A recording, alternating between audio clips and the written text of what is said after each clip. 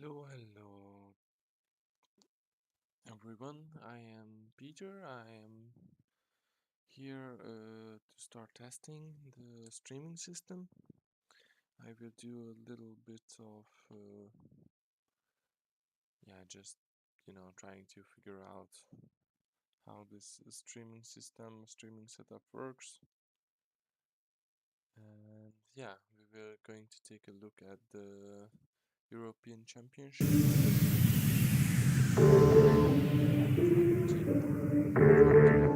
Athens. Deep dive into games. We're not gonna watch all the games because it's like, we're not interested in that, but what we were interested in was maybe day one. Yeah, let's go with day one. And then we have the CMS advertisement.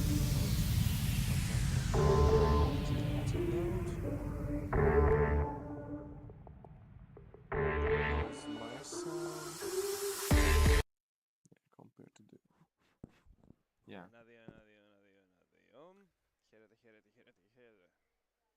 Yes. And we're just... Results. So...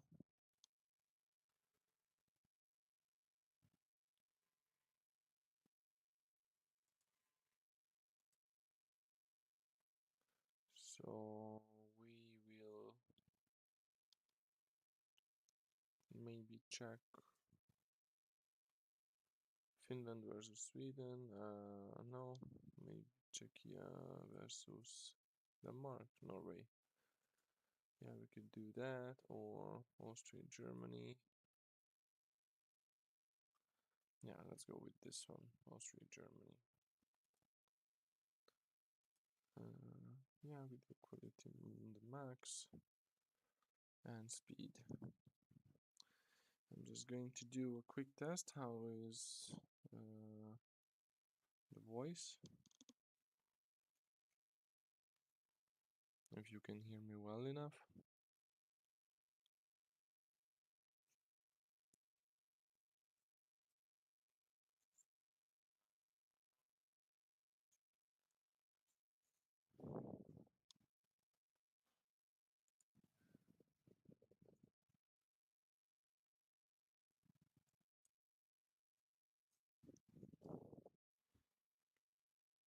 Yeah, it should be okay. I hope you can hear me. If you cannot, then I will try to do something about it at some point, but right now this is the only tech I have and the only microphone I have, so yeah, let's do it. Hey, tomorrow, starting from 9 o'clock, we have the continuation of the championship at 9 o'clock in the morning, Athens time, with the female teams of Norway versus Finland. It's gonna be the 12th match of the championship. Today we have 11.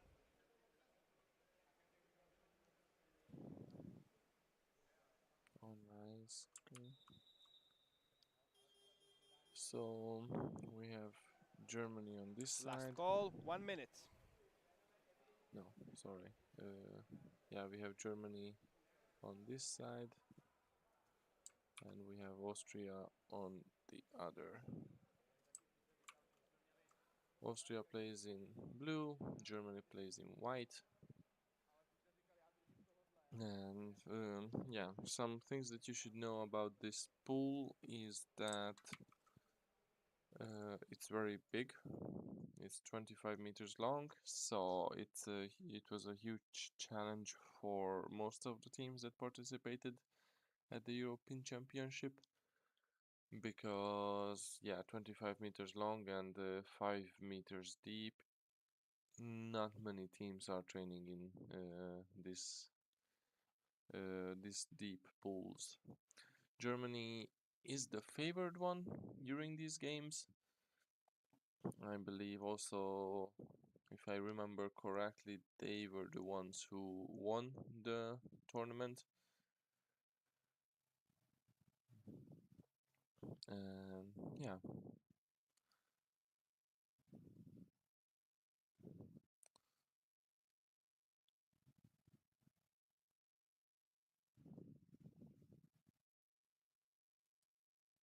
in the beginnings of the games, there's not usually many things happening, but we can see some nice attacks, and we can also see how the Germans are trying to use the wall side to attack and try to bring the ball in to the corner on the opposite side from the camera.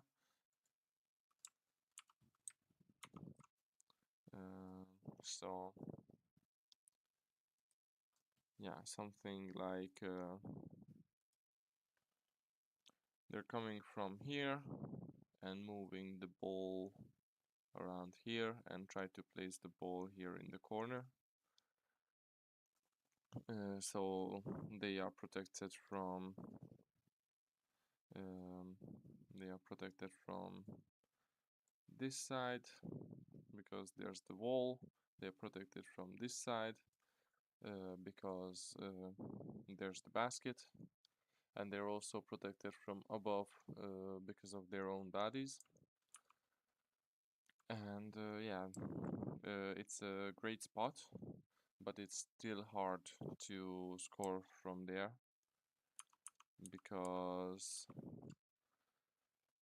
especially when the goalie is turning their head to the opposite side, so it's harder to lift the head up if the goalie is laying with this. This is his head and this is his body, and he's kicking this way. Yeah, and yeah, let's continue.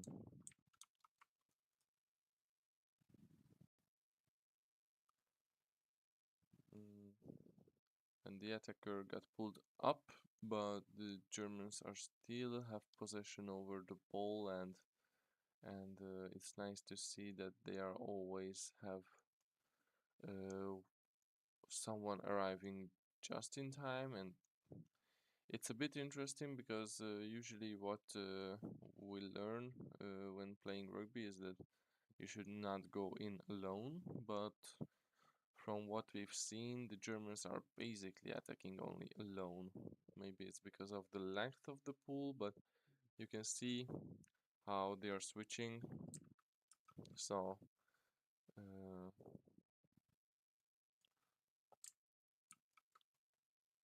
yeah, so when he's getting exhausted, he passes the ball, he goes up, and his teammate gets in the corner, and a new player is coming down. And now they have two players attacking, but the Austrians are not giving them a lot of chance. And there it is, maybe. No, it wasn't a goal yet, but as we could see, they got very close to break. They actually broke the Austrian defense with a constant attacking. First with one players, but at the end they were forcing two players into the basket.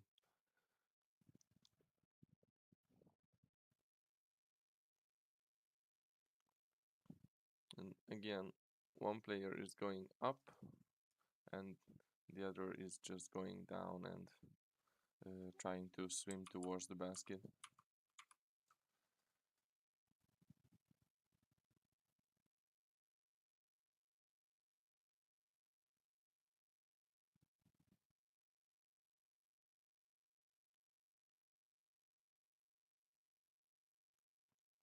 So it takes a lot of timing for them, and they really need to know each other.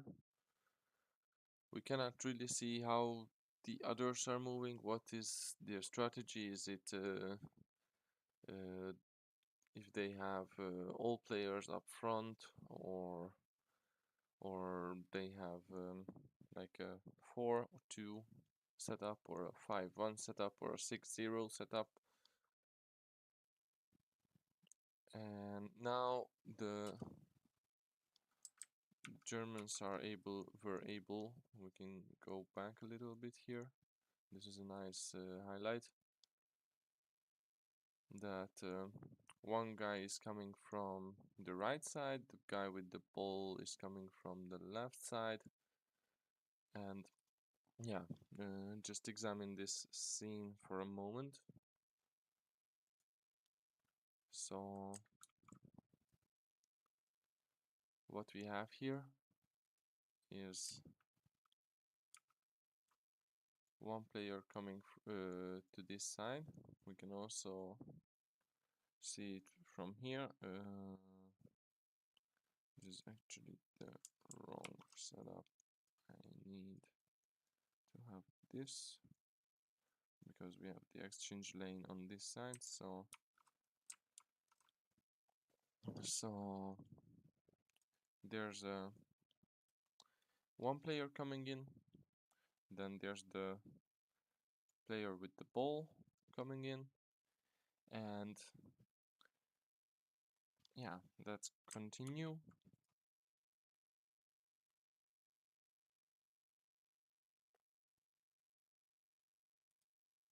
And as you can see, basically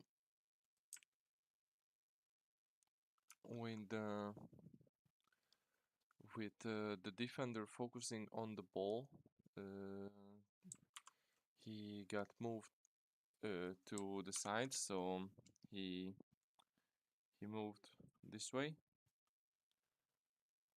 and because of that, this player was able to take the position of the defender, and there was another player coming in for them. So basically, let me try it with different colors. So first we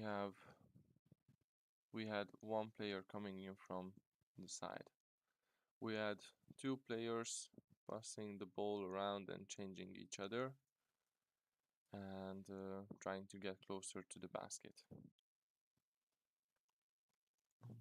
We have that here, and we have the passing guys here.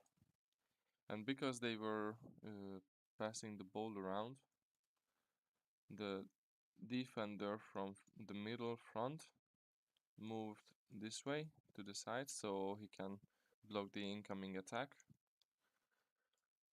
But because of that movement,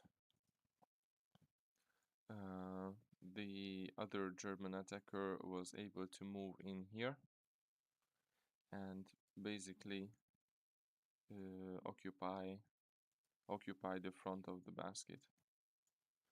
And also another German player came in, which resulted in basically Germans surrounding the Austrian basket.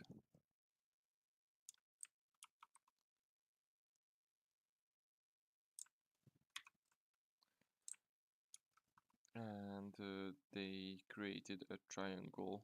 So one player here, one player here, and one player here, completely surrounding the basket. And also the person in the middle has the ball with two pass options, and also he always has the chance to pull out if he feels like that he's going to lose the ball. Yeah, let's continue watching.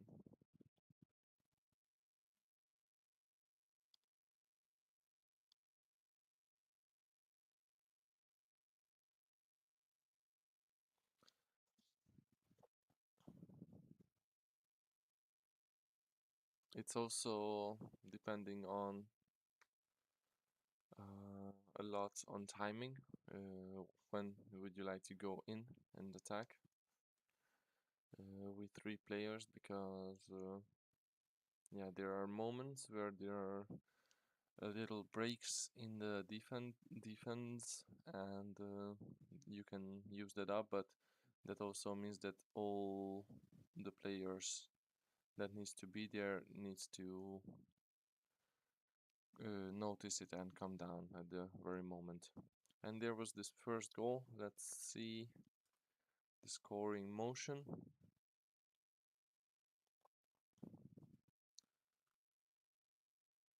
So the player comes from above, and the goalie could have catched that, um, but yeah, let's see it again. So the goalie just arrived on the basket and was pushed down. So he didn't had the presence to see the ball and catch it. That's why the Germans were able to play the ball underneath the basket. And let's see the scoring again.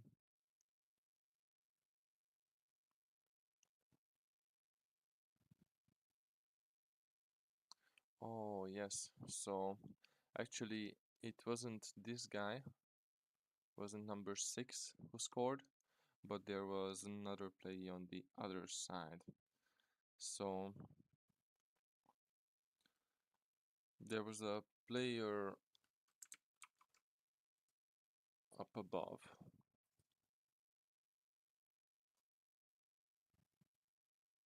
So let's see it again. He's going to come up here. Maybe change it to blue. From blue to something else. Maybe let's go with green. So he's coming up here and passes the ball down here, where there will be another player, but he's getting a lot of pressure. There was like 3 Austrians trying to uh, push him away from the basket from every directions. And yeah, but what he done very well and very nicely is that he tried to push up the goalie, making the goalie creating a lot of pressure on their backs, and trying to put emphasis on this side of his body, because that's where the push was coming from. But because there was another German guy here coming from here, from the left side, they were able to like pass the ball, and because the goalie had uh, the pressure built up on his back and instead of his head, this attacker was able to score basically immediately. So let's see it again.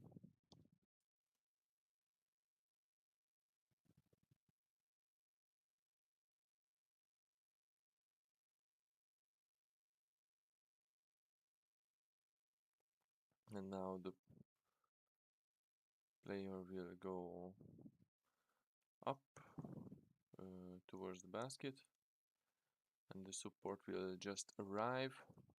There it is, puts the pressure on the back, and there's the goal. We couldn't see the goal exactly happening, but I tried to help you understand what was happening there. Yeah, so Germany scored in 5 minutes against the pretty tough Austrian defense.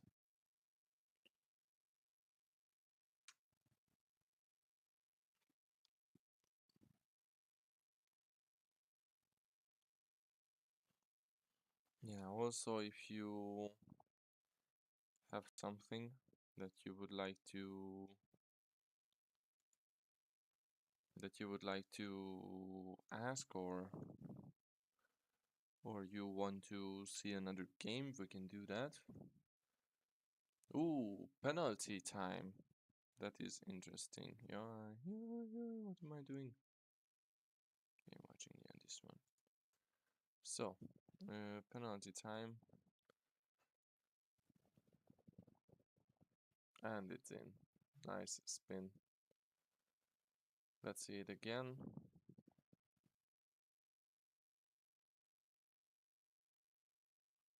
Ooh, it's very interesting. Because it's basically the attacker player trying to fake that he is trying to go underneath the goalie with this turning around and twisting.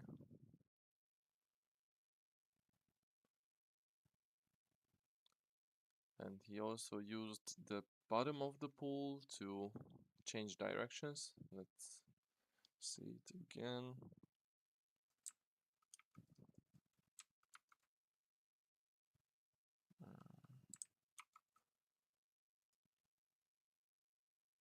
So there he uses the ball and the ground to uh, like his direction was like this, so it was implied that he's going to go underneath the goalie. And then he touched the ground and his direction changes to going upwards. And yeah, so this is his original route, but with the push, he basically rearranges himself and tries to go from above.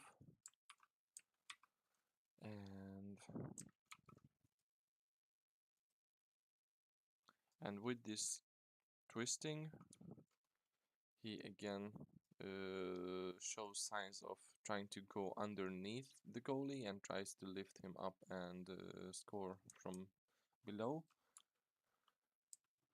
But with this twisting, he's just actually getting closer and closer to the basket, which is a very, very beautiful goal.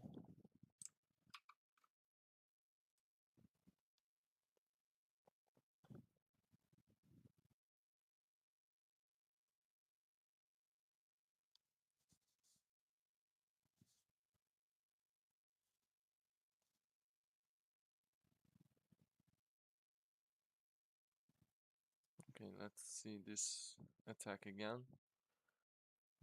Why did the Austrians lose the ball? They're too far away from each other, and they're also going into each other's ways. As we can see, they're quite far away. The pass is, I think, a bit late.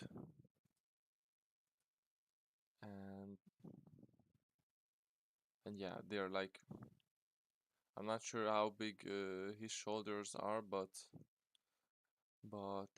this is a huge distance between the players. This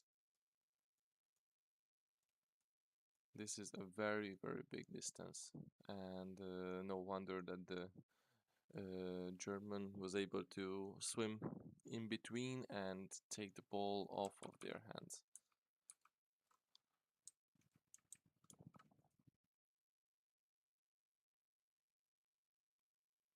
And that's another thing that you need to pay attention when playing a pool this big, is that you, even though the pool is bigger, but you still need to keep as close as you can to your teammates.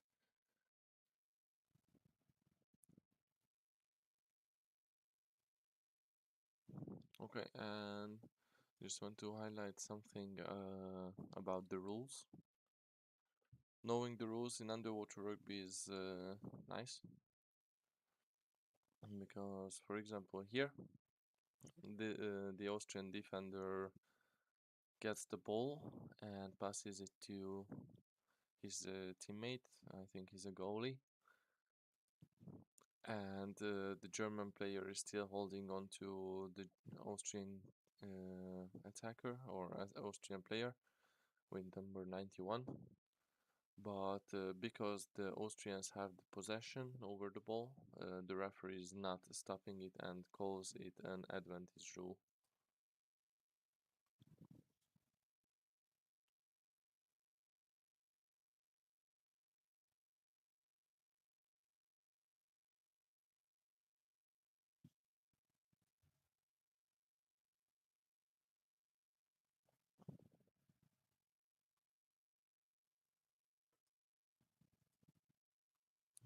Let's see this again. Here what we are we want to see is how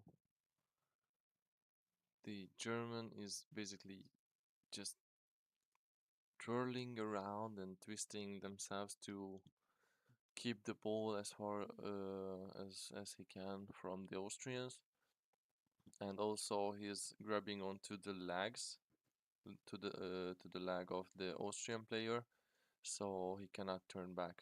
We can see we can see the this is the Austrian's leg, and this is the hand of the German guy.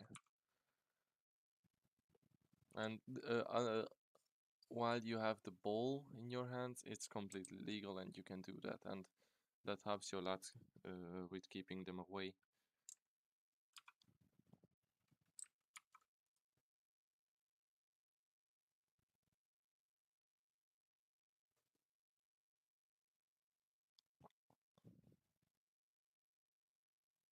That should have been called by the referees, I think, because Austria is able to get the ball, but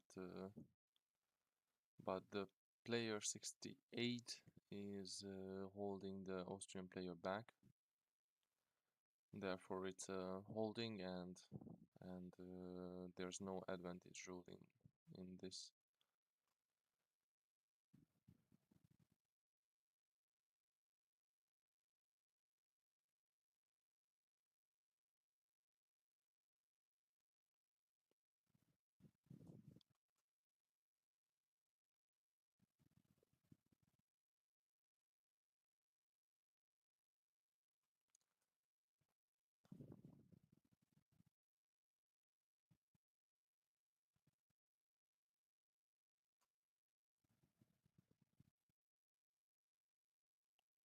And the Germans were able to build the triangle up again, but the Austrians have a very tough defense here.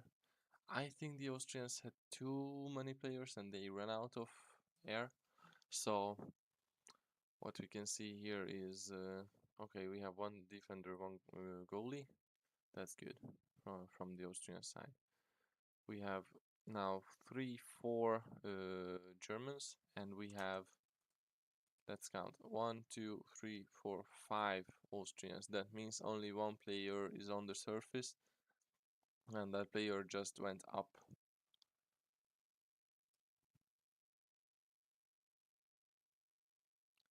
And it was also very beautifully he plugged out the defender, so this player can get closer to the basket.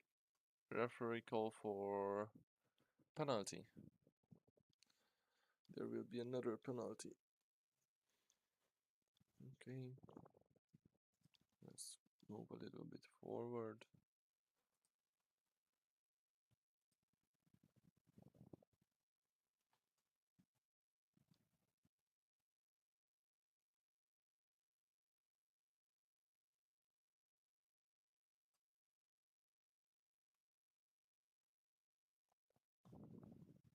And again, uh, the German attacker is doing the same as we saw it in the previous penalty. He swims down, touches the bottom of the pool with the ball, changing direction, going from above, and twisting themselves through the Austrian.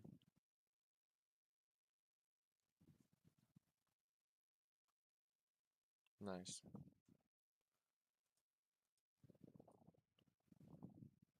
And now we go again.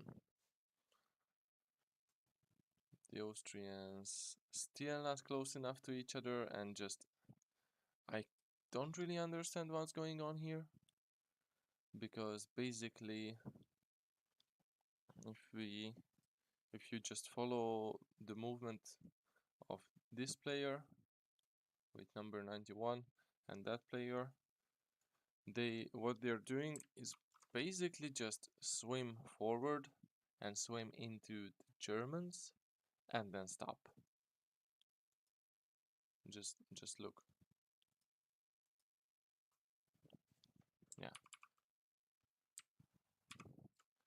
So basically he has a German right behind him, he has a German in front of him, so there are not clear pass options. The only clear pass option is him, who arrived late and who's behind.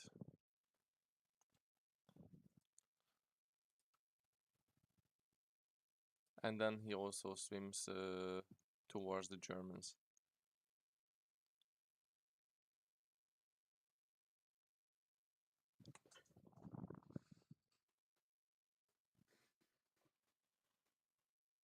Yeah, and then the surface fight, from which Germany recovers with the ball. Yeah, so basically what we're going to see here, let me just draw a little bit. So Austrian is bringing the ball. He has the ball with him. The pink one is going to be the ball. And there are two players swimming with him. And basically what we saw, and also there will be one other player swimming behind. And basically what we saw is that this player with the ball is swimming towards the opponent. It's okay. Then this player is trying to get like mark the Germans, but there's no reason to do that,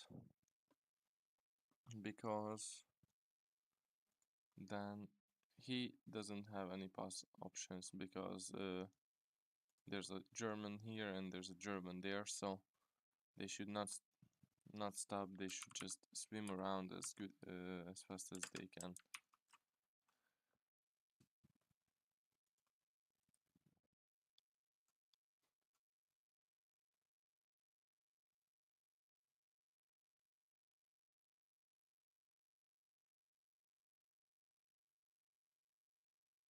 And now again, what's this? Just let's count again how many Austrians are down in the pool. Now we have 1, 2, 3. He's coming back. 4, 5, 6. All of the Austrians are going down to defend. And now we have only 3 versus 1.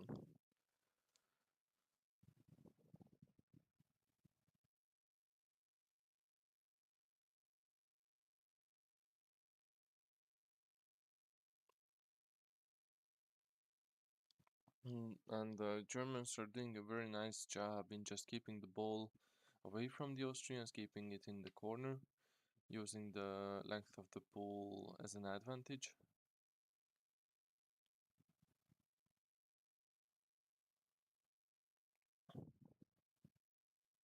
Because with this length, the defender is not going to push out and try to attack them, and then it's basically 1 against 6 or 2 against 6, in a sense that only the attackers are able to push out and attack the Germans. Beautiful pass, but losing the ball, it wobbles out of his hands.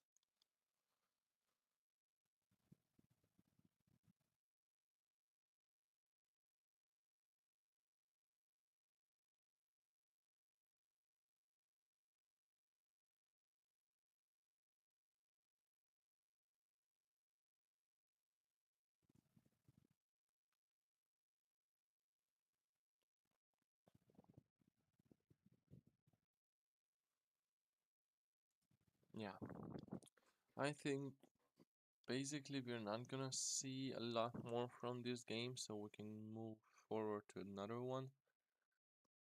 Or actually, I think I'm just gonna close the stream and see how it went, because this stream was just a test stream and I want to see how is the sound and how is the picture going, and there's another goal. Yeah, so let's do that. Yeah, so thank you very much for being here. I see there's no viewers so far.